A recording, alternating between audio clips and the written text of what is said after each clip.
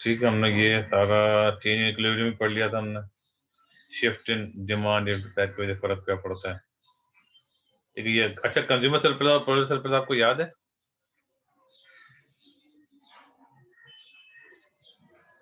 या समझाऊं आपको? तो सर एक बार एक ओवरव्यू दे दे सर। अच्छा देखें, कंज्यूमर सरप्लस जो है ना, बेसिकली आपके पास जो ये आपके पास जो डिमांड कर्व होता है ना, सारा होता है। तो आपके पास जो मार्केट प्राइस होती है ना, वो ये होती है। ये भी नजर आ जी रहा है आपको। इस मार्केट प्राइस का मतलब इस प्राइस के ऊपर goods available in the market में। जी सर। तो मार्केट के अंदर वो लोग जो कि इससे ज्यादा भी देने को तैयार है। फॉर एग्जाम्पल, आपके पास जो है ना प्राइस ये 10 रुपए, जी ठीक है। तो कुछ लोग हैं जो कि उनके लिए ये वर्थ जो है ना, जो भी जो प्रोडक्ट है, वो 10 के 11 हो, 12 हो, 13 हो, 15 हो, 20 हो, और सब जो भी जो डिफरेंट लोग डिफरेंट प्राइस देने को तैयार है। सपोज जी करें कि ये आपके पास ये 10 रुपीज है ना। अगर मैं यहाँ पे नोटेशन करके बताऊँ आपको, ये अगर आपके पास $10 अगर आपकी प्राइस है, ठीक है। ये अगर $10 अगर आपकी प्राइस है, तो $10 मार्केट में बिक रही है। लेकिन अगर कोई यहाँ जैसे ये वाली प्राइस जो है ना, मिसाल के तौर पर इसको 15 ले लें आप, $15, ठीक है। $15 लोग, कुछ लोग देने को तैयार है, कुछ 16 है, 17, 18 है, कोई 20 को देने को तैयार है, ठीक है ना।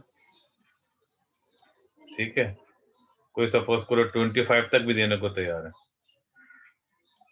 समझ में आ रही बात? जी सर।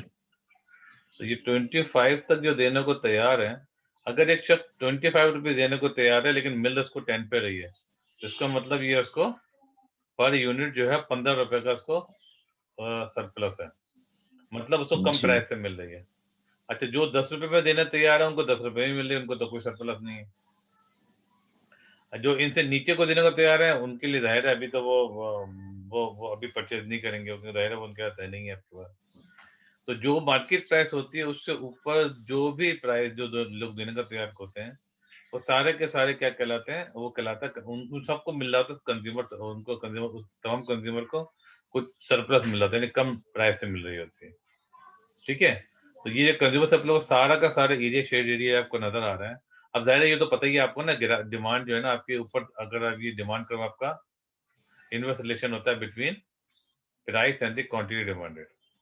जब जी ये आपके पास अगर प्राइस बढ़ती जाएगी तो जाहिर है कम लोग होते जाएंगे, ठीक है ना। और आपके पास प्राइस जी नीचे आती जाएगी तो डिमांड बढ़ती चली जाएगी। इसका मतलब है कि अगर यहाँ पर हम आ जाए, इस जगह पर अगर हम आते हैं, तो इसका मतलब सारा का सारा कंज्यूमर सर्विस सारा खत्म हो जाएगा। क्यों? क्योंकि 15 रुपए जो देने को तैयार था, जिसको पहले ही मिल रहे थे ना, 5 रुपए एक्स्ट्रा मिल रहे थे, तो 15 रुपए देने को तैयार था, उसको 15 रुपए ही मिल रहे हैं, ऐसा इसलिए कोई सरप्लस है नहीं। उससे ऊपर वालों को सरप्लस है। बात समझ में आ रही है? जी जी सर। हाँ ठीक, इसी तरह अगर आप इधर नीचे आएंगे ना, तो आपको अंदाजा होगा कि आपके पास ये वाली जो प्राइस है, ये देखें, ये आपको नजर आ रहा है ना, ये वाला, ये आपको देखें वही प्राइस देंगे, 10 रुपए में देने को तैयार है, 15, 16 भी, ये अगर प्राइस ऊपर चले जाएगी तो कंज्यूमर सरप्लस ये वाला खत्म हो जाएगा। यानी कि जो से ऊपर वाले जो 25 रुपए देने को तैयार थे, वो उनके लिए ये सरप्लस, न्यू सरप्लस क्या हो, कम होते जा रहा है। इसी तरह अगर आप इसको समझें कि अगर आप इसको और नीचे ले आए, तो क्या होगा कि आपके पास ये पूरा जो है ना सरप्लस सारा खत्म होते जाएगा। तो मतलब क्या हुआ कि कंज्यूमर सरप्लस जो है वो मार्केट प्राइस और उसका डिफरेंस है। ठीक है। प्राइस बढ़ती जाएगी, कंज्यूमर सरप्लस कम होता जाएगा। कंज्यूमर अगर प्राइस नीचे आती जाएगी, कंज्यूमर सरप्लस बढ़ता जाएगा। बात समझ में आ रही है? जी सर।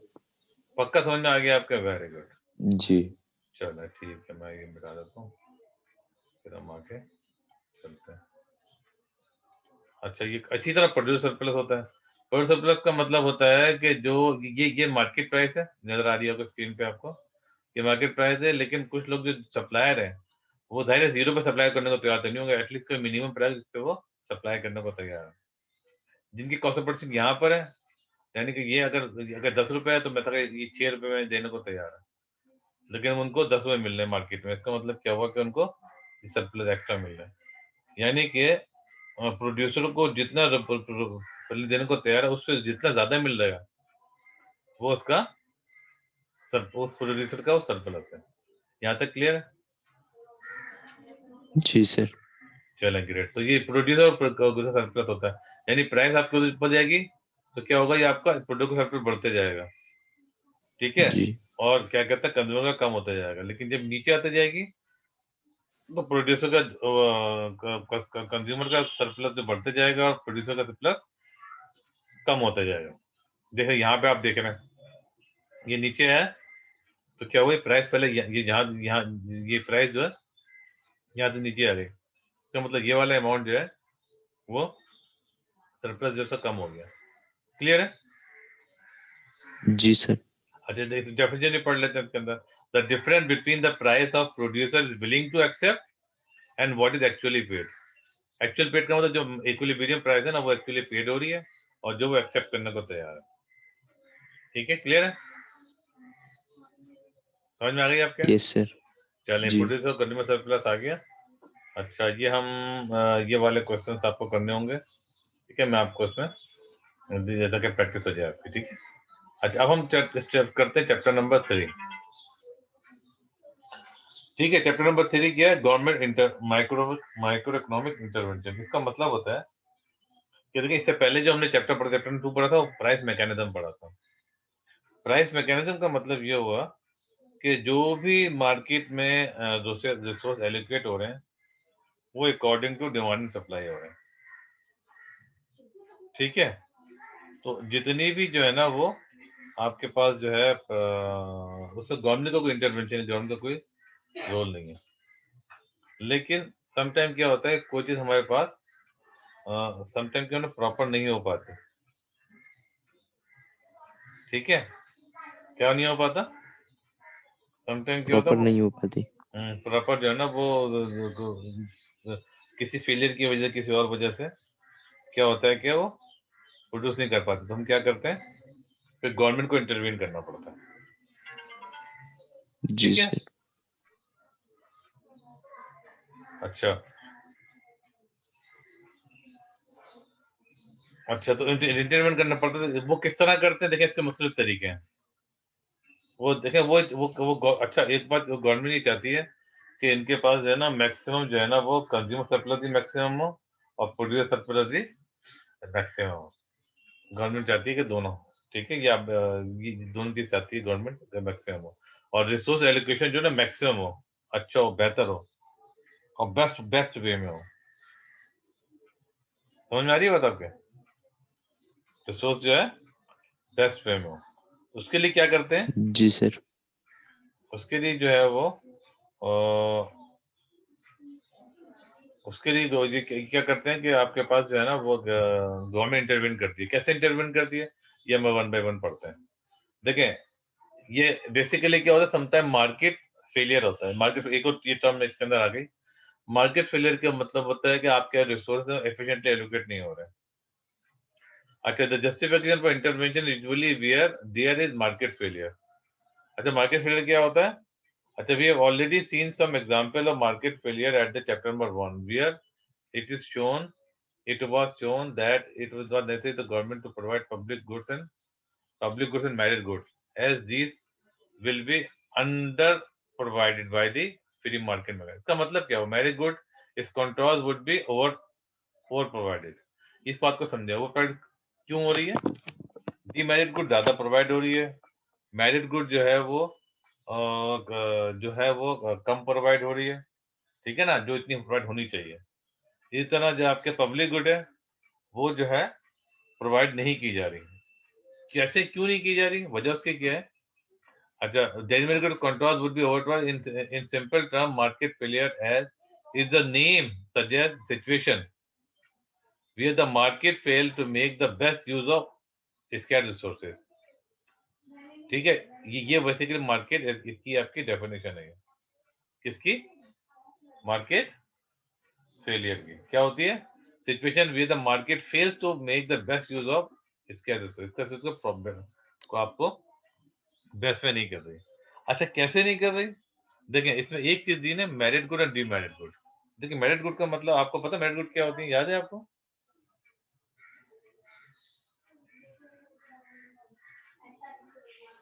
मेरिट गुड क्या होती है, याद है? मैं सर जो गवर्नमेंट की होती है सर। नहीं, मैं गवर्नमेंट की पब्लिक गुड होती है, जो गवर्नमेंट प्रोवाइड करते, गवर्नमेंट को प्रोवाइड करना चाहिए, ठीक है ना? लेकिन क्यों प्रोवाइड करना चाहिए उसकी वजह बताता हूँ आपको मैं अभी। एक सेकंड। आपके पास जो मेरिट गुड होती है वो ये होती है कि जो कि लोगों के लिए बेनिफिशियल होती है, फायदेमंद होती है। फॉर एग्जाम्पल हेल्थ है, एजुकेशन है, ठीक है ना, ये लोगों के लिए अच्छी होती है। लेकिन क्योंकि लोगों को पता ही नहीं होता भाई ये हमारे पास कितनी जरूरी है, तो वो प्रोवाइड नहीं की जाती, ठीक है? क्या मतलब हुआ? मतलब ये हुआ कि मिसाल के तौर पर लोगों को पता है कि लोगों को सेहत पर ख्याल रखना चाहिए, वो जब तक देखें, जब तक वो कोई प्रॉब्लम हो, जो रेगुलर चेकअप के लिए जाते ही नहीं है वो, ठीक है जी ना, जब तक उनके साथ कोई प्रॉब्लम ना आ जाए। इसी तरह एजुकेशन है, उनको पता ही नहीं होता, बोलते हैं यार कोई जरूरत ही नहीं है पढ़ने पढ़ाने की, ठीक है ना, हालांकि वो मेरिट गुड है, उनसे उनको मतलब ये कि वो करना चाहिए, एजुकेशन हासिल करना चाहिए। ये हेल्थ की एजुकेशन, वो हेल्थ की चीज है ना, वो चीज हेल्थ कॉन्शियस होना चाहिए, मतलब अपने सेहत का ख्याल रखना चाहिए। लेकिन उनको पता ही इन्फॉर्मेशन ही नहीं होती उनके पास प्रॉपर। उससे क्या होता है, उससे जो होता है ना वो प्रोवाइड नहीं की जाती। तो गवर्नमेंट क्या करेगी, उसको प्रोवाइड करेगी ताकि वो प्रॉपरली, और जैसे कंपलसरी एजुकेशन को कंपलसरी बना देगी, ठीक है ना। और जो गवर्नमेंट जानबूझ के उसको क्या करेगी कि भाई वो स्कूलों के अंदर कैंप लगाएगी, ताकि लोगों को टेस्ट हो, ताकि उनको प्रॉब्लम पता चल सके, ताकि उनकी डिजीज का अंदाजा हो सके। गवर्नमेंट प्रोवाइड करेगी, समझ में आ रही बात आपके? उनको फ्री प्रोवाइड करेगी या उनके साथ कोई ऐसा इंसेंटिव देगी जिससे वो ये कर सकें। जैसे जैसे पोलियो का तरह है, लोगों को जी अंदाजा ही नहीं सर। है, अंदाजा ही नहीं है कि भाई लोगों को जरूरत है, पहली जरूरत है, जब तब बीमार ना हो जाए तो पोलियो कतरे लगा पिलाएंगे उनको। या वैक्सीन है, जैसे मैं था कहता हूँ, गवर्नमेंट ने कहा है कि भाई उनको अंदाजा ही नहीं है कि भाई वो मास्क पहने और वो कंपलसरी, मतलब अगर वैसे छोड़ दिया तो कोई कोई ख्याल ही नहीं करेगा, इसको अंदाजा ही नहीं है। समझ में आ रही बात आपके? जी सर समझ आ रही।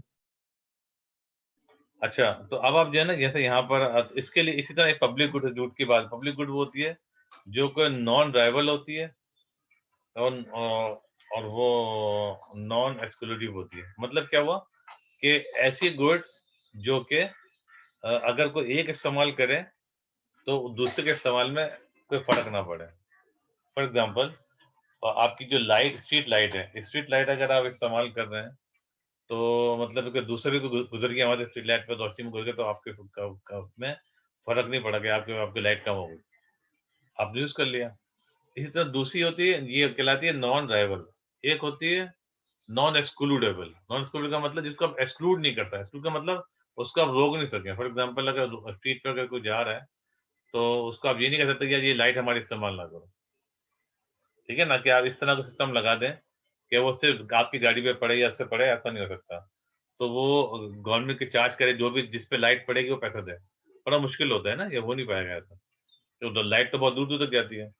तो स्ट्रीट लाइट है इस तरह, जो है ना, वो लाइट हाउस होता है जहाँ पे जो एक लाइट होती है जिससे आपको अंदाजा होता है आपकी जो आपकी कश्ती है या आपकी जहाज जो है वो अगर वो शोर पे आ रहे हैं, समुद्र के साहिल पे आ रहे हैं, तो वो नीचे रॉक वगैरह वो देखते हुए आ जाए।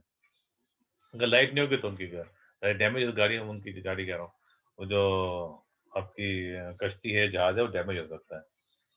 लेकिन अगर किसी एक ने लगा ली तो बहुत दूर तक रोशनी जाती है उसकी। तो बहुत से लोग जो कि पैसे नहीं दे रहे, वो भी इसको आप इसको रोक नहीं सकते। लाइट अगर लाइट को रोकेंगे तो आपके अपने जान भी रुक सकते हैं, ठीक है ना। तो इस किस्म की जो गुड होती है जिसमें दो क्वालिटी होती है, वो कहलाती है पब्लिक गुड। तो अच्छा, जब जब ये पब्लिक गुड जब है, तो इसका मतलब है कि गवर्नमेंट प्रोवाइड अगर करेगी तो फ्री ऑफ कॉस्ट हो सकती है, प्राइवेटली प्रोवाइड नहीं हो सकती।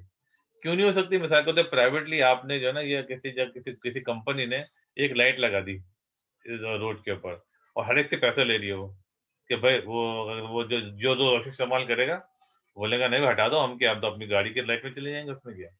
तो कोई पैसा देने को तैयार नहीं होगा। क्यों? क्योंकि उसकी रोशनी बहुत दूर तक जा रही है, वो तो वैसे गुजर जाएंगे।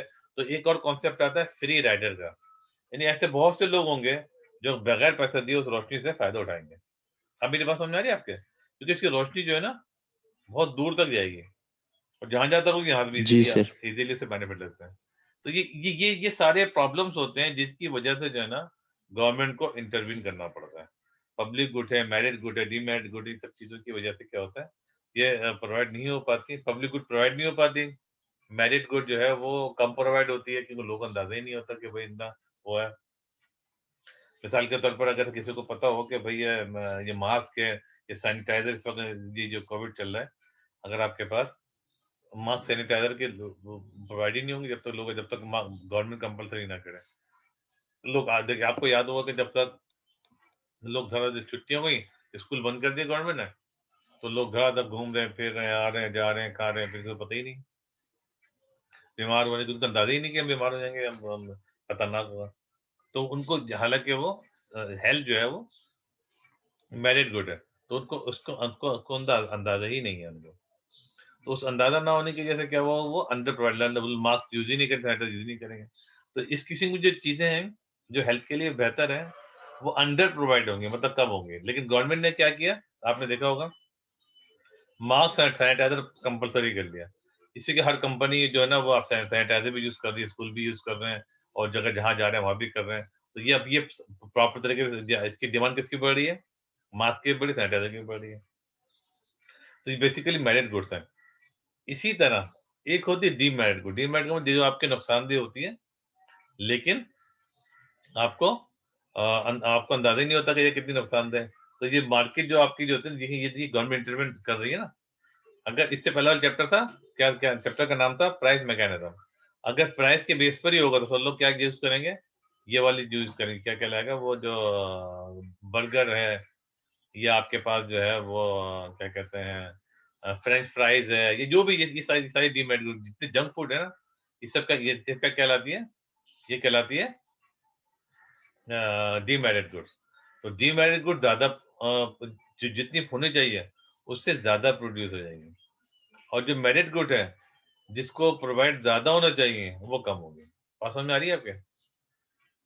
ये देखिए, ये स्क्रीन पे नजर आया ना आपको, ये बेसिकली डीमेरिट गुड है। जी ठीक है ना, ये सब डीमेरिट गुड है, फास्ट फूड सारे। ठीक है। अच्छा, अगर हम जो है तो इसकी वजह से गवर्नमेंट क्या करती है, इंटरवीन करती है। इंटरवीन करती है जिससे क्या होता है कि वो इंटरवीन क्यों करेगी, ताकि पब्लिक गुड प्रोवाइड की जाए। इंटरव्यू क्यों करेगी, ताकि डीमेरिट गुड जो है ना वो प्रोड्यूस कम की जाए। इंटरव्यू क्यों करेगी, ताकि मेरिट गुड जो इसकी जितनी रिक्वायरमेंट है उतनी प्रोवाइड की जा सके। समझ में आ रही है? अच्छा, अब ये तो करे इंटरव्यू करना चाहिए, लेकिन कैसे करेगी? इसके डिफरेंट तरीके हैं। एक तरीका तो रेगुलेशन, जैसे अभी गवर्नमेंट ने अनाउंस कर दिया कि भाई जो है ना कोई भी है ना वो पहले सैनिटाइजर के बगैर नहीं जाएगा। ठीक है, मास्क के बगैर कोई अलाउ नहीं होगा किसी बैंक में, किसी होटल में, किसी शॉप में, अदरवाइज वो उसके एक्शन लिया जाएगा।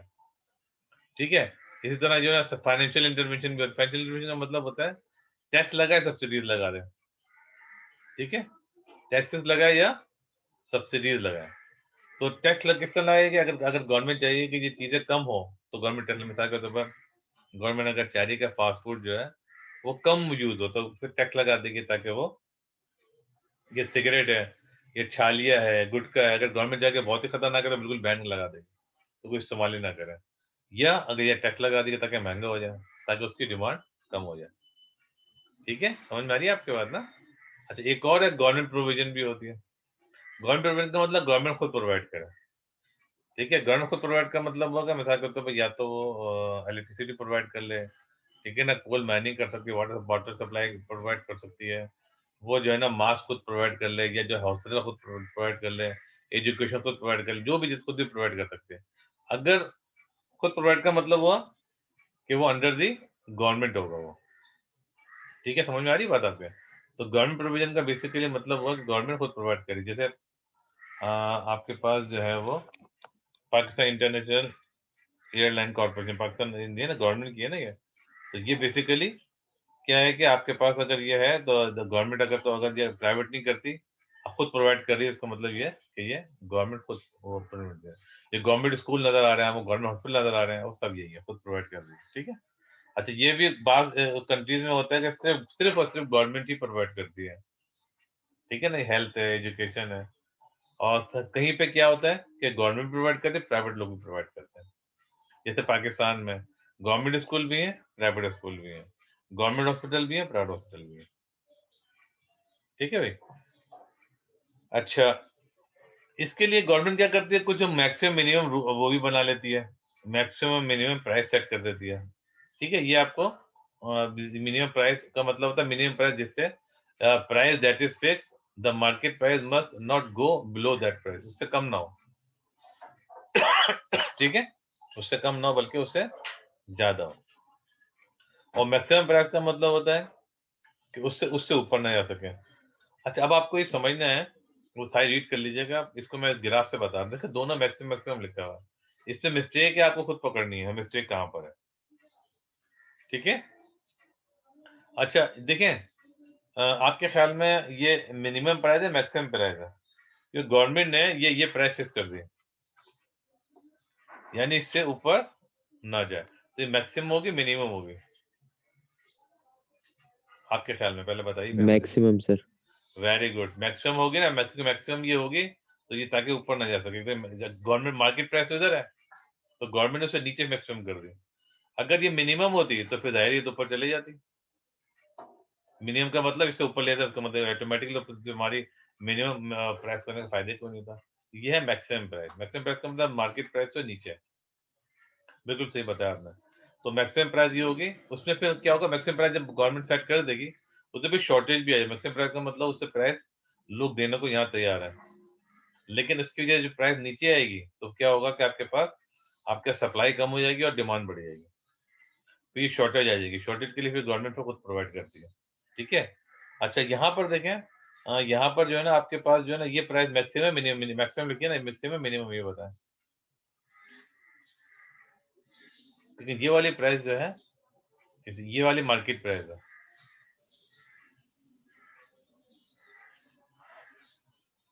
अगर ये मैक्सिमम प्राइस है, इसका मतलब है इससे ऊपर नहीं जा सकते, इससे नीचे तो आ सकते हैं ना। जी। तो नीचे आ सकते हैं, मतलब ये मार्केट में इस प्राइस का फायदे कोई नहीं है। तो ये कौन सी प्राइस होगी? मैक्सिमम। नहीं, मैक्सिमम तो लिखी हुई है ना, मैक्सिमम तो पहले अगर मैक्सिमम हो गई है, अगर ये मैक्सिमम जी। प्राइस होगी, तो इसका मतलब मैक्सिमम मतलब इससे ऊपर नहीं जा सकते, नीचे तो आ जी सकते हैं नहीं ना। जा तो, सकते। तो मार्केट प्राइस तो नीचे नीचे आ है, सकते हैं। तो नीचे आ जाएंगे, तो जी। इस प्राइस को फिक्स करने का फायदा क्या हुआ? जी। वो तो ऑलरेडी मार्केट प्राइस में मार्केट सेल हो जाएगी, इस प्राइस को तो कोई फायदा ही कोई नहीं है। जी तो ये कौन सी प्राइस होगी, मिनिमम होगी मैक्सिमम होगी? Minimum sir. मिनिमम होगी, क्योंकि मिनिमम का मतलब इससे नीचे नहीं आ सकता है। मार्केट प्राइस जी। ऑलरेडी यहाँ पे चल रही है, तो ये क्या कर गवर्नमेंट जी जा रही सर। है, बढ़ा रही होती है। ठीक है। तो ये समटाइम क्या होती है, गवर्नमेंट चाहती है कि ज्यादा प्राइस से बिके। ठीक है ना, कोई चीज अगर जैसे अगर मिसाल के तौर पर अभी आपको टमाटर बहुत नीचे प्राइस आ रही है, ठीक है ना, तो अगर क्या होगा कि गवर्नमेंट चाहिए कि यार अगर तो बहुत ज्यादा पैसे जाएगी ना, तो क्या होगा, उनको प्रॉपर प्रॉफिट नहीं होगा। ठीक है। इनको जो प्रोड्यूसर है, ज्यादा प्रॉफिट नहीं होगा, तो फिर वो नेक्स्ट वो ना वो उसकी जो ना वो पैदावार नहीं करेंगे, तो फायदा नहीं होगा, तो फिर क्या करेंगे, तो उससे मार्केट में शॉर्टेज आ सकती है। तो ये याद रखिएगा कि जब भी आपके पास ये इक्विलिब्रियम प्राइस से जो है ना वो मैक्सिमम प्राइस उससे नीचे होती है, और मिनिमम प्राइस मार्केट प्राइस से ऊपर होती है। ठीक है। ये है, ये मैक्सिमम गलत लिखा हुआ है, ये मिनिमम प्राइस यहाँ पे भी लिखा है मिनिमम प्राइस। ठीक है। इससे क्या होता है, आपके पास मिनिमम प्राइस यहाँ पर होगी, तो मिनिमम प्राइस अगर यहाँ पर होगी, इसका मतलब नीचे नहीं आ सकते, इसका मतलब आपको यही देनी पड़ेगी। लेकिन इससे प्रॉब्लम क्या आएगी, एक्सेस सप्लाई हो जाएगी, प्राइस ऊपर जाएगी, सप्लाई ज्यादा हो जाएगी और डिमांड कम हो जाएगी। ठीक है ना। तो गवर्नमेंट क्या करती है, जनरली अगर सप्लाई ज्यादा हो जाती है, गवर्नमेंट खुद परचेज कर लेती है। ठीक है, समझ में आ रही है बात आपके? जी सर आ रही। चलें, अब टैक्सेस एंड डायरेक्ट इनडायरेक्ट फटाफट खत्म करते हैं। टैक्सेस कौन कौन से होते हैं, डायरेक्ट और इनडायरेक्ट टैक्स होते हैं। ठीक है ना। तो डायरेक्ट इनडायरेक्ट कौन कौन से होते हैं? एक आपके पास डायरेक्ट टैक्स का मतलब होता है जो आपकी इनकम पे लगता है। ठीक है। इनडायरेक्ट टैक्स जो आपकी परचेजिंग या सेल टैक्स है, या आपका जो है ना वो वैल्यू एडेड टैक्स है, ये सारे के सारे क्या कहलाते हैं, ये कहलाते हैं डायरेक्ट टैक्स। ठीक है ना। और जो इनडायरेक्ट टैक्स समझ में आई, डायरेक्ट टैक्स जो आपकी इनकम पे लगते हैं, वेल्थ पे लगते हैं, प्रॉपर्टी पे लगते हैं, वो डायरेक्ट टैक्स हो गए। और जो आप कोई परचेस करने पे किसी पे करने वो कराते हैं इनडायरेक्ट टैक्स। अच्छा, कैनन ऑफ टैक्स का मतलब क्या होता है? कैनन ऑफ टैक्स का मतलब उसकी क्वालिटीज क्या क्या होती हैं? This state is the good tax is on. अच्छा, गुड टैक्स कौन सा होता है? ये क्या है? एडम स्मिथ ने कहा था। एडम स्मिथ जो है ना, ये बाबा है इकोनॉमिक्स कहलाते हैं, ठीक है, फादर ऑफ इकोनॉमिक्स कहलाते हैं। ये क्या, सबसे इक्विटेबल, इक्वल का मतलब होता है जो जितना अफोर्ड कर सकता है वो उतना पे। अच्छा, इक्वल और इक्विटेबल में फर्क होता है। इक्विटेबल का मतलब जो ज्यादा इनकम कर रहा है ज्यादा दे, उसकी मैच से उसकी इनकम से मैच होना चाहिए। इक्वल होगा तो हर बंदा, चाहे इनकम ज्यादा हो या कम, सब सेम दे रहे हैं। Those who can afford should pay more. जो कम पे कर सकता है वो कम करे, तो ये कहलाती है इक्विटेबल कहलाती है। अच्छा, इकोनॉमिक का मतलब हुआ कि जब आप टैक्स कलेक्शन कर रहे हैं, रेवेन्यू कि गवर्नमेंट टैक्स कलेक्ट करती है ना, कॉस्ट उससे कम हो। पता है, गवर्नमेंट ने आपको बहुत से लोगों को लगाया ताकि टैक्स कलेक्ट कर लें, ऑफिस खोले, ये खोले, वो खोले, वो 4 करोड़ रुपए लगा दिया, टैक्स कलेक्शन हुआ 3 करोड़। तो ये तो नुकसान हो गया ना, फायदा क्या हुआ? तो वो इकोनॉमिकल होना चाहिए। और एक और क्या है, ट्रांसपेरेंट। ट्रांसपेरेंट का मतलब हर एक को पता हो किससे कितना टैक्स लिया जा रहा है, ठीक है। शुड नो एग्जैक्टली व्हाट और दे आर पेइंग। उनको पता हो कि कितना टैक्स दे रहे हैं वो, ठीक है। बाकी लोगों को पता हो कि हम ज्यादा दे रहे हैं, कम दे रहे हैं, तो ना कि हम उनको किसी का ज्यादती तो नहीं हो रही। और एक और है कन्वीनियंट। कन्वीनियंट का मतलब होता है कि बहुत आसानी से आप पे कर सकें, ये ना कि इतनी कॉम्प्लिकेशन हो कि यार वो बेचारा प्रॉब्लम में आ जाए। ये 3-4 क्वालिटीज हैं किसकी, कैनन ऑफ टैक्सेस की या टैक्स की, ठीक है। ये क्राइटेरिया से दिया गुड गुड टैक्स का, समझ में आ गई बात। अच्छा, डायरेक्ट टैक्स आपको पता है, मैंने आपको बताया था। डायरेक्ट टैक्स का मतलब इनकम, जो इनकम पे होता है, देखे ना, जो आपके पास इनकम टैक्स है, कॉर्पोरेशन टैक्स। कॉर्पोरेशन टैक्स समझते हैं आप? कॉर्पोरेशन टैक्स क्या होता है? ये होता है corporation tax on the profit of business और नेशनल इंश्योरेंस कंट्रीब्यूशन, ठीक है। प्रॉफिट ऑफ बिजनेस जो होता है क्या करा है, कॉर्पोरेशन टैक्स कहलाता है। अच्छा, insurance contribution paid by employees and national insurance, ये भी डायरेक्ट टैक्स होता है, ठीक है। ये insurance contribution paid by the employers and employee, दोनों मिलकर पे करते हैं। They are called because they are so called because they are paid directly to the government by taxpayer. अच्छा, either as individual or companies from their income, ठीक है।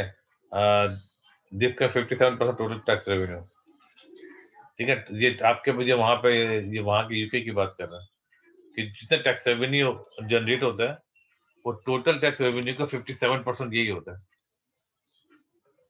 ठीक है। अच्छा, उसके अलावा इनडायरेक्ट टैक्सेस होते हैं।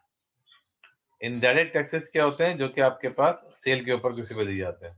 The tax are levied on goods and services. Goods and service पे टैक्स दिए जाते हैं, वो क्या कहलाता है? कहलाता है इनडायरेक्ट टैक्स। और डायरेक्ट टैक्स क्या होता है? Income of the people of the firm, और जो क्योंकि अवॉइड नहीं की जा सकती, ठीक है। जितने इनकम आपको देने देना है, लेकिन ये अवॉइड किए जा सकते हैं। कैसे अवॉइड किए सकते हैं? आप सर्विस प्रोवाइड नहीं लेंगे तो वो नहीं देना पड़ेगा।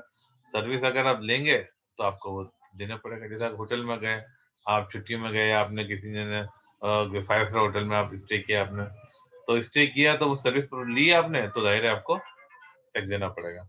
अगर नहीं स्टे करेंगे तो जाहिर है आप मतलब इस पे नहीं रह रहे हैं, तो आपको देना नहीं पड़ेगा। तो ये अवॉइड कर सकते हैं, लेकिन इनकम जो है, वो जितनी इनकम है उस पर आपको टैक्स देना है, इसको अवॉइड नहीं किया जाता।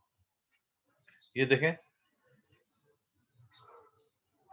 क्योंकि गवर्नमेंट की स्पेंडिंग देखें जरा, टैक्स के अलावा ये स्पेंडिंग कितनी कितनी स्पेंडिंग, सोशल सिक्योरिटी में इतना खर्चा करते हैं, अदर एक्सपेंसेस, ये मेंबरशिप है, ट्रांसपोर्टेशन, पब्लिक ऑर्डर सिक्योरिटी में इतना खर्चा हो रहा है, ठीक है ना। डेट इंटरेस्ट, जो इंटरेस्ट देने पे, डिफेंस के ऊपर, ठीक है।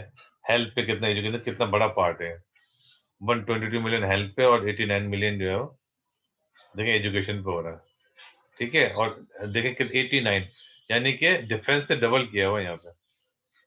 डिफेंस से डबल खर्चा किस पे किया हुआ है? एजुकेशन पे किया हुआ है, ठीक है। और हमारा जो है, पता नहीं बहुत बड़ा पोर्शन डिफेंस पे चले जाता है। जो हम जो जो जो डेट फाइनेंसिंग है, जो हमें जो वो इंटरेस्ट देना पड़ता है, बहुत ज्यादा देना पड़ता है, ठीक है।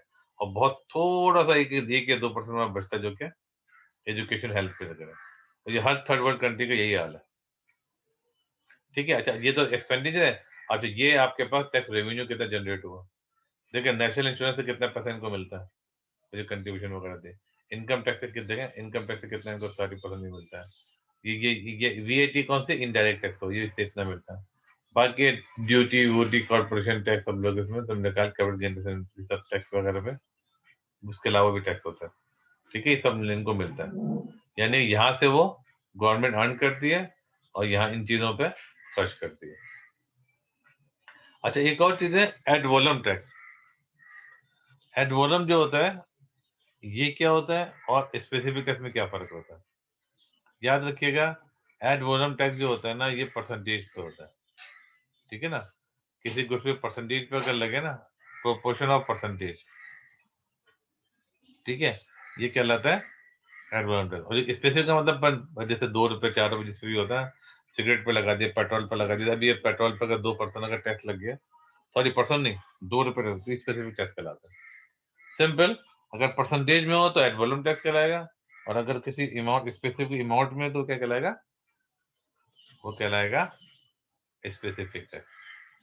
ठीक है वलीद, क्लियर है? जी सर। अच्छा, एक और टर्म यूज हो रही, इंसिडेंट। इंसिडेंट का मतलब शोध कि कौन किस पे कितना टैक्स लग रहा है।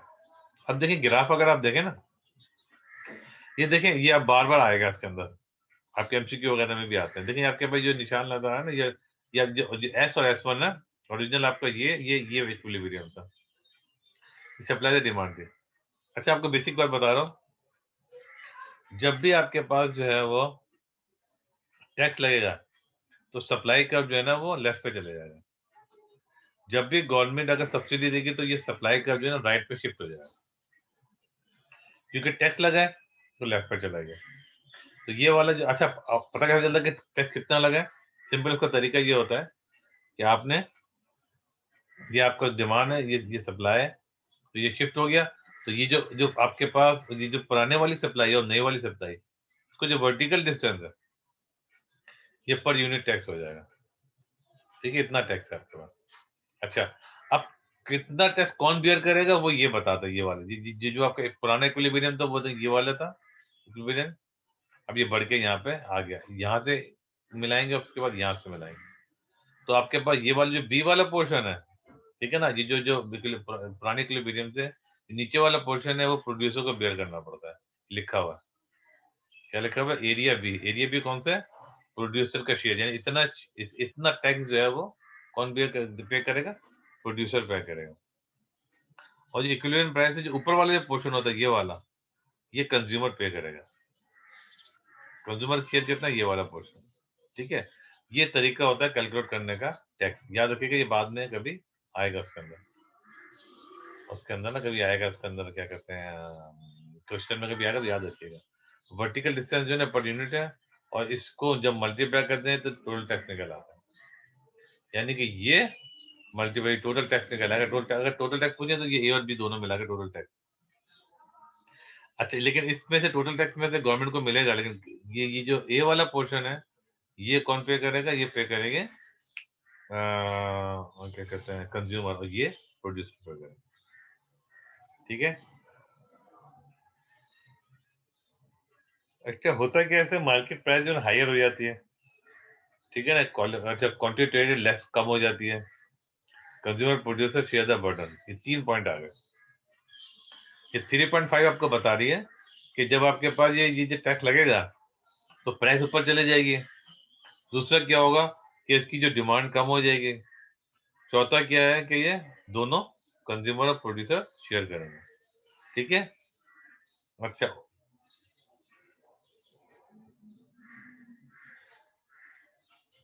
यहाँ पर अगर हम दोबारा है, अच्छा दूसरे टैक्सेशन इशू और भी है, इसको रीड कर लीजिएगा, तो फिर इशू कौन कौन से आ सकते हैं। ठीक है ना, इसे in collecting taxes in the development taxation system, government should be very aware of the impact on tax has on the various income group in the economy. ये भी ध्यान में रखना पड़ता है, टैक्स लगा नहीं लगा आंखें बंद करके, उसका इम्पैक्ट क्या आएगा। Is entirely consist with the equity respect of the canon of taxation refer to earlier. क्या मतलब इक्विटी, मतलब ज्यादा इस तरह टैक्स लगाया जाता है कि जो इक्विटी एक्सपेक्ट, मतलब हुआ कि जो ज्यादा इनकम है वो ज्यादा टैक्स पे करे, जो कम, जिसकी कम इनकम है वो कम पे करे। ये ध्यान में रखना पड़ता है, ठीक है। उसके बाद ये पढ़ लीजिएगा आप। ये एक और चीज इंपॉर्टेंट कराइए, proportion, proportional tax, progressive tax और रिग्रेसिव टैक्स। इसको अच्छी तरह समझ लीजिए। प्रोपोर्शन का मतलब होता है कि परसेंटेज सेम है। अच्छा, टैक्स जब भी हम बात करते हैं तो हम टैक्स रेट की बात करने आते हैं, टैक्स की बात नहीं, टैक्स का रेट की बात हो रही है, याद रखिएगा। अच्छा, टैक्स, अगर प्रोपोर्शन, प्रोपोर्शन का मतलब है tax rate is therefore constant, tax rate जो है ना कांस्टेंट है। टैक्स रेट कांस्टेंट का मतलब हुआ, इसको समझिएगा, टैक्स रेट कांस्टेंट का मतलब हुआ कि अगर प्रोपोर्शन टैक्स है ना, मतलब 20% टैक्स है। अब जितनी जितनी आपके पास टैक्स होती जाएगी, अब जैसे अगर 1 लाख का 20%, 10 लाख का 20%, 1 करोड़ का 20%, सबका 20% सेम है। Constant rate is therefore constant है, ठीक है।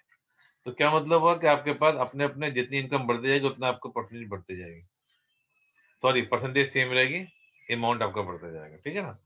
और तो लेकिन टैक्स रेट सेम है। ये रेट इसलिए बार बता रहा हूँ कि रेगुलेटरी प्रोग्रेस में इसको रेट का आएगा, मतलब आएगा। अब देखें, ये तो हो गया प्रोपोर्शनल टैक्स का मतलब आ गया टैक्स का रेट सेम है लेकिन आपका परसेंटेज भी सेम है बिल्कुल, ठीक है। और अमाउंट, लेकिन आपका टोटल अमाउंट जाहिर है बढ़ता जाएगा, चेंज आता जाएगा। अब यहाँ देखिएगा, यहाँ पर क्या ना रिग्रेसिव टैक्स है, सॉरी प्रोग्रेसिव टैक्स का मतलब हुआ कि जो ज्यादा इनकम है उसका टैक्स का रेट भी ज्यादा है, ठीक है ना। आर द, अच्छा, when the rises the proportion of the total paid in tax increase, the average of the taxation will therefore be lower than the marginal rate, ठीक है ना। मार्जिनल रेट से कम होगा, मतलब वो दिया जाएगा। एवरेज टैक्स जो पे किया जाएगा वो उससे कम कैसे होगा, मतलब इसका मतलब क्या है, इसका मतलब हुआ कि मिसाल अगर 1 लाख इनकम है तो आपका 20% टैक्स है, ठीक है। और अगर आपके जो है ना वो 10 लाख इनकम है तो आपको 30% टैक्स देना है, ठीक है। तो ये डिफरेंस है। और अब वाली समझ में आ रही है बात आपके, यानी आपकी इनकम बढ़ जाएगा तो टैक्स का रेट बढ़ते जाएगा, जी सर। ठीक है। लेकिन रेग्रेसिव में क्या होगा, रेग्रेसिव में आपकी इनकम आपकी बढ़ रही है और टैक्स आपका रेट, टैक्स का रेट कम हो रहा है। इसका मतलब क्या हुआ, इसका मतलब ये हुआ कि आपके पास ये हो, मिसाल के तौर पर अगर आपके पास अगर आपके मिसाल के तौर पर मैं अभी चीज लेने जा रहा हूँ, आप भी चीज लेने जा रहे हैं, पिज्जा लिया हमने, एक बंदे की इनकम 1 लाख रुपए और एक बंदे की इनकम 10 लाख रुपए। अगर आपने पिज्जा लिया और तकरीबन 200 रुपए टैक्स दे दिया आपने, पिज्जे पे टैक्स एक ही होगा, इनकम के हिसाब से होता है या पिज्जा के प्राइस के हिसाब से होता है, अंदाजा है आपको? सर प्राइस के हिसाब से होता है। बिल्कुल ठीक है। तो आपके 1 लाख के दादा वो इनकम नहीं पूछेगा, वो बोलेगा भाई ये 1000 रुपए के भैया, दूसरे 200 रुपए इसमें टैक्स आ गया। तो ये कहलाता है रिग्रेसिव टैक्स। क्यों? क्योंकि जैसे अगर एक बंदे की इनकम 1 लाख रुपए, उसने भी 200 रुपए टैक्स दिया। एक इनकम बंदे की इनकम 10 लाख रुपए, उसने भी 200 रुपए टैक्स पे किया। तो जब आप 200 को डिवाइड बाय करेंगे 1 लाख से, उसको मल्टीप्लाई 100 करेंगे, उसकी परसेंटेज कुछ और आएगी। और उसी 200 को डिवाइड करेंगे 10 लाख से, फिर मल्टीप्लाई बाय 100 करेंगे, उसकी परसेंटेज कुछ और आएगी। तो ज्यादा इनकम वाली परसेंटेज कम आएगी या कम इनकम वाली ज्यादा आएगी?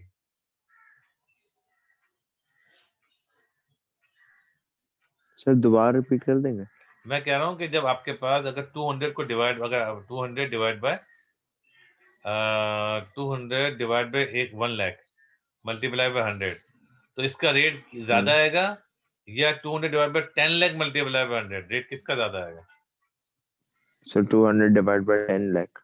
नहीं, देखिएगा, देखें जरा, कैलकुलेटर उठाएं, जी सर। कैलकुलेटर उठाएं, देखें जरा।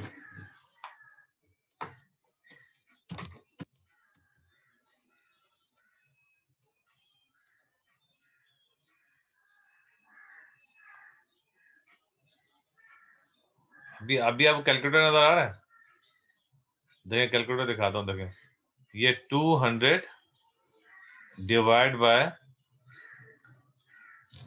देखें, 1 लाख, ठीक है ना, 1 लाख। देखें इसका आंसर देखें, और मल्टीप्लाई बाय 100, कितना आंसर आया? 0.2 आया, जी सर। 0.2 आया। अच्छा, अब इसको जो है ना, अब इसको 0.2 याद रखिए, 0.2। अब ये 200 डिवाइड बाय 100, ये देखें कितना, 10 लाख लिख रहा हूँ, ठीक है, 10 लाख हो गया, और मल्टीप्लाई जी बाय 100, ने कितना आंसर आया? तो 0.2 बड़ा है या 01 0.02 आया ना?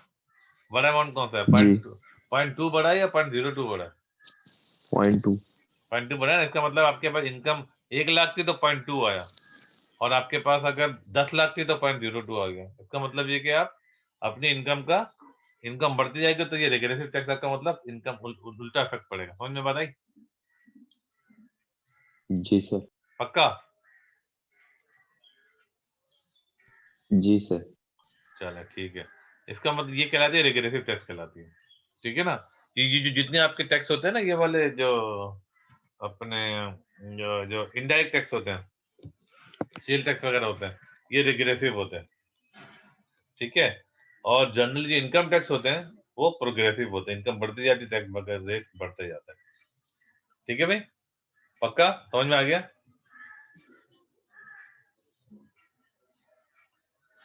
जी सर चलें ग्रेट। अब देखिएगा, रिग्रेसिव टैक्स, प्रोग्रेसिव टैक्स सारे हो गए सर, ये आपके आपके ठीक है, ये आ गए सारे।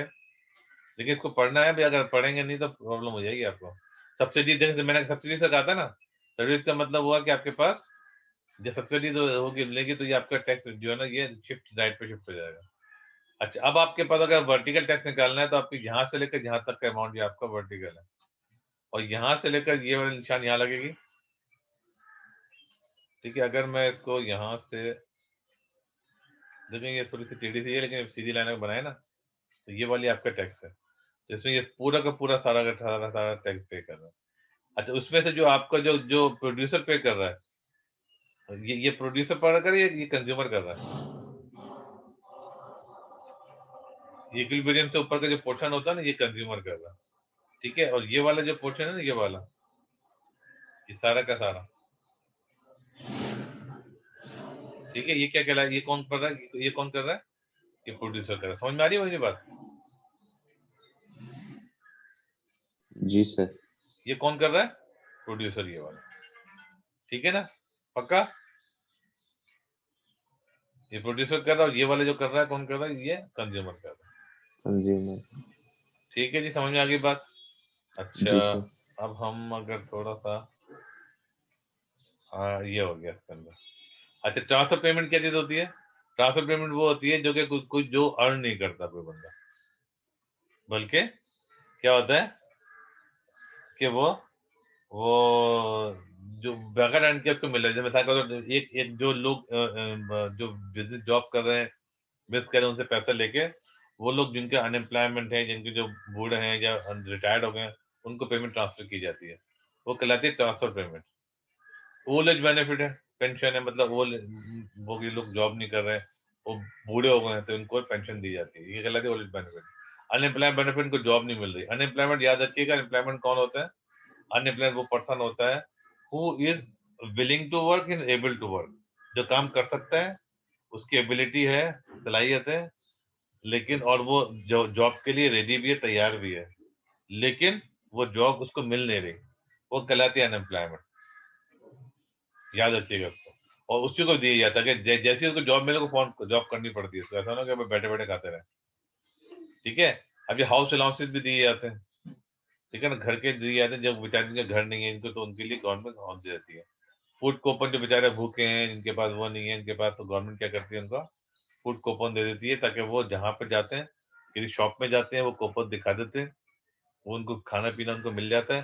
फिर वो जो कूपन होते हैं, जब वो क्या करते हैं, गवर्नमेंट को जमा कराते हैं, गवर्नमेंट को पैसे दे देती है। समझ में आ रही है आपके बात? इस तरह चाइल्ड बेनिफिट है। जी सर ये आपने सुना होगा, बड़ी जो जो जो ये अमेरिका, कनाडा, यूएसए है ना, ये क्या होता है, ये इनको बच्चे जो होता है उसको बकायदा उसको पेमेंट दी जाती है गवर्नमेंट की तरफ से, ठीक है। याद रखिएगा। ये जो सबसे पहले ना हज़रत उमर रज़ी अल्लाह ने स्टार्ट किया था ये, लेकिन अब जो बच्चों की पेमेंट जो है ना, उसके लिए पेरेंट्स की तक जिम्मेदारी गवर्नमेंट उठाया उसकी, ठीक है। ट्रांसफर पेमेंट कर देखें। अब ये क्या होता है ट्रांसफर पेमेंट का, डेफिनेशन देख लें। A handout of payment made by the government to certain member of the community. ये डिफरेंट मेंबर है, जो कि एम्प्लॉय नहीं है, जो बूढ़े हैं या कोई मसला है इनके साथ है, जो जॉब नहीं कर पा रहे हैं, जॉब नहीं है उनके पास, तो उन लोगों को ये बेनिफिट ट्रांसफर की जाता है, वो क्या कहलाती है? Transfer payment. ठीक है। अच्छा, एक और चीज आ गई, वो direct provision of good and service को, यानी समटाइम क्या होता है, गवर्नमेंट डायरेक्टली प्रोवाइड करती है। ठीक है। फ्री प्रोविजन भी कर सकती है, exam such as free provision हो तो मे बी इकोनॉमी से मेरिट गुड्स प्रोवाइड कर रहे, हेल्थ केयर प्रोवाइड कर ले, यानी गवर्नमेंट फ्री एजुकेशन दे, फ्री जो है ना, जैसे पाकिस्तान में भी आपने देखा होगा कि जो हॉस्पिटल है 2 3 4 5 रुपए लेके वो प्रोवाइड करते हैं गवर्नमेंट वाले। स्कूल देंगे फ्री, ये किताबें फ्री दी जाती है ना। समटाइम तो इंडिया के अंदर तो बाकायदा, पाकिस्तान में शायद कुछ इलाकों में वो जो खाने पीने भी जो है ना, दोपहर का लंच वगैरह भी फ्री दिया जाता है। ठीक है, क्लियर हो गया? अच्छा, अब ये एक और दो चीजें आ गई, एक एक नेशनलाइजेशन, प्राइवेटाइजेशन। पता है आपको नेशनलाइजेशन प्राइवेटाइजेशन? नहीं सर। अच्छा, नेशनलाइजेशन का मतलब होता है गवर्नमेंट जो है ना, कि प्राइवेट सेक्टर में, जैसे के इलेक्ट्रिक के मसला उसने चल रहे हैं, तो गवर्नमेंट अगर आपको अपने कंट्रोल में ले लें तो वो कहलाती है नेशनलाइजेशन। ठीक है। Government take business, private sector ownership ले लें। ठीक है, तो क्या कहलाता है? प्राइवेट की, अगर पाकिस्तान अगर take a private business into public ownership, government अपने कंट्रोल में, वो कहलाता है नेशनलाइजेशन। और अगर वो कहे कि भाई कि अगर वो पब्लिक गवर्नमेंट जो है प्राइवेट सेक्टर को सेल कर दे, ठीक है ना, तो वो क्या कहलाता है? पब्लिक सेक्टर में है तो प्राइवेट सेक्टर को सेल कर दे, वो कहलाता है प्राइवेटाइजेशन। बस समझ में, दोबारा बताता हूँ आपको। नेशनलाइजेशन होती है अगर गवर्नमेंट, अगर प्राइवेट के अंदर में कोई बिजनेस है और गवर्नमेंट जो है वो अपने उसमें ले ले, तो वो कहलाती है नेशनलाइजेशन, अपने कंट्रोल में कर ले। और अगर गवर्नमेंट के कंट्रोल में है, वो सेल कर दे किसको? प्राइवेट इंडिविजुअल को, वो कहलाती है प्राइवेटाइजेशन। क्लियर? ठीक है, देखिए लिखा हुआ है, nationalisation the government take over a private sector business and transfer to the public sector, यानी गवर्नमेंट अपने कंट्रोल में। प्राइवेटाइजेशन क्या होती है? Sale of state own public sector business to the private sector, ये कहलाती है प्राइवेटाइजेशन। क्लियर हो गई?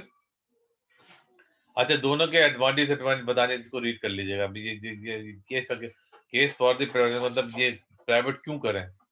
ठीक है ना, अगर वो केस फॉर द प्राइवेटाइजेशन, या केस फॉर द, ये लिखा है ना, प्राइवेट क्यों कर रहा है, वो सब रीजन दिया हुआ। ठीक है ना, कि प्राइवेट क्यों कर ले, अगर गवर्नमेंट में ले तो क्यों ले, उसके सब वजह बताते हैं। और अगर ये केस फॉर प्राइवेटाइजेशन का मतलब, प्राइवेटाइजेशन अगर गवर्नमेंट करेगी तो किन किन बेसिस पे करेगी, वो ये सब होगा। ठीक है भाई, क्लियर हो गई बात? पिछले देखे ना, yes sir. Privatisation in government ने ये सारा प्राइवेट, ये यूके गवर्नमेंट ने, ये फ्यूल एंड पावर, ये बड़ी इंपॉर्टेंट चीज, सारे के सारे प्राइवेटाइज कर दी। फ्यूल एंड पावर के ये 3 4 बिजनेस है, ये न्यूक्लियर पावर भी, प्रोडक्शन भी जो है ना, और गवर्नमेंट ने प्राइवेटाइज कर दिया। ट्रांसपोर्टेशन भी प्राइवेटाइज कर दिया, देखे ना। अब इसके बेनिफिट क्या होते हैं सब इसमें लिखे हैं इसके अंदर। ठीक है। और उसके बाद जो है, ये देखें, ये प्राइवेटाइजेशन देखें, इसको पढ़ना पड़ेगा आपको, रीड करेंगे या सारा, ये आपका चैप्टर कंप्लीट हो गया।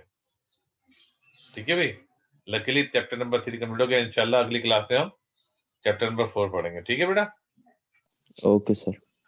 डन हो गया? ये रीड कर लीजिएगा, पढ़ लीजिएगा, और जो एमसीक्यू मैंने आपको दिए ना, उसको जरूर पढ़ जी लीजिएगा। सर। ठीक है, ठीक है सर। चलो, थैंक ठीक है। यू। कोई पूछना तो नहीं है? क्लास ऑफ कर लें? नहीं सर। जी सर। चलो, okay, thank you very much. अस्सलाम वालेकुम वरहमतुल्लाहि ओके सर। वबरकातुहू। अल्लाह हाफिज। अल्लाह हाफिज। अल्लाह।